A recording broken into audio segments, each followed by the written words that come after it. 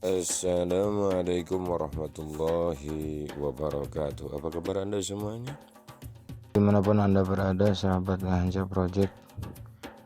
Kali ini kita bakalan ngebahas soal hukum nun sukun dan tanwin.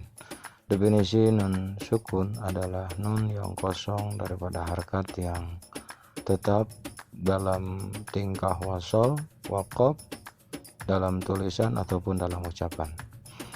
Nun sukun itu berada dalam isim, contoh seperti sundusin, sumbulatin, dan juga kadang ada dalam kalimat fi'il seperti an'ama, seperti yanduru, dan juga kadang ada dalam huruf seperti contoh an, man, dan juga kadang di tengah, kadang juga di ujung.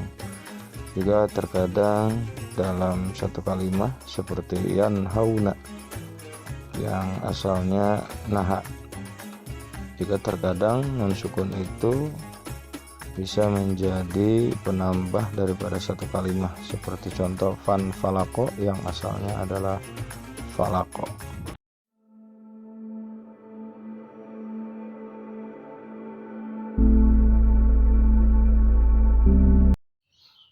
Lalu sahabat, nun yang dimaksud di sini adalah nun sukun, yaitu sukun yang tetap, bukan yang berharkat seperti na'budu, bukan pula yang bertasdid seperti an-nur, dan juga bukan pula sukun yang sukunnya alidiyah atau sukun yang baru tatkala waqaf, semisal pada lafaz ta'lamuna, dan juga bukan harkat yang harkatnya itu alidiyah, harkatnya itu baru, seperti untuk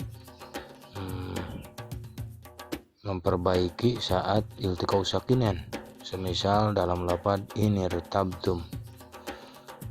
Adapun definisi tanwin adalah nun sukun yang zaidah atau tambahan untuk selain taukid yang berada pada ujung kalimat isim dalam ucapannya saja, dan juga tatkala wasal, namun tidak demikian atau berpisah dalam tulisan serta dalam tingkah waqafnya. Juga orang Arab dalam bahasanya, dalam ucapannya itu mengenakan tanwin di akhir isim nakirah, semisal contohnya sami'un dan alimun. Yang dimaksud dengan tanwin itu sahabat adalah nun sukun atau yang keluar darinya suara nun yang diharokati dengan harkat kasrah untuk memperbaiki daripada iltiqau sakinin atau bertemunya dua haraf sukun, semisal yang ada pada lafaz Nuhun ibnahu. Kemudian yang dimaksud dengan ghairi taukid atau selain taukid, keluar darinya adalah nun taukid khafifah yang datang di dalam Quran di dalam dua tempat saja. Pertama dalam surat Yusuf ayat 22, waliyakunam minas sabirin. Kemudian yang kedua terdapat dalam surat Al-Alaq ayat 15 yang bunyinya lanasfa'am bin nasiyah.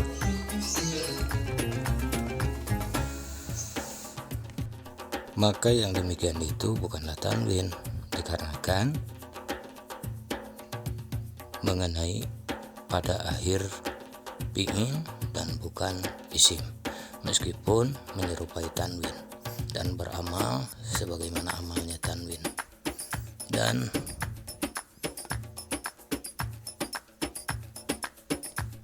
tanwin itu tetap dalam ucapannya, tidak pada tulisannya. Jadi intinya diucapkan tanpa ditulis. Kemudian tanwin itu tetap saat wasol, tidak pada waqaf. Adapun di kala waqaf, maka bagi tanwin itu ada dua. Pertama, bisa dibuang, yaitu bila mana dhamma atau kasrah.